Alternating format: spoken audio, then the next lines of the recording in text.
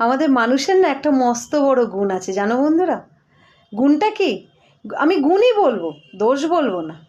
আমরা যখন মানুষের জন্য কিছু করি, কারোর জন্য, সে যে কেউ হোক, আমরা কারোর জন্য যখন কিছু করি না, তখন বিনিময়ে আমরাও তার কাছ থেকে অনেক কিছু আশা করি যে আমি কিছু করেছি, তার বিনিময়ে সেও তো আমার জন্য কিছু করবে। এটা তো নেচার আমাদের, তাই না?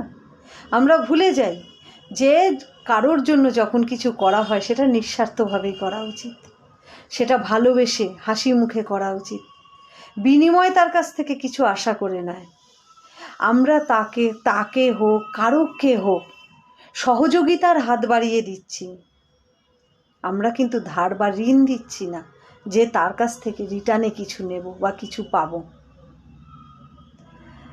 ভালোবেসে কিছু করার বিনিময়ে সেখান থেকে কিছু আশা করা উচিত না, সেটা নিঃস্বার্থভাবে করা উচিত।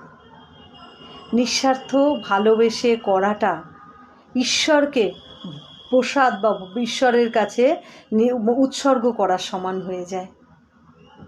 সেখানে বিনিময়ে আশা করা উচিত না, তাই না বন্ধুরা? কিন্তু আমরা তো ভুলে যাই।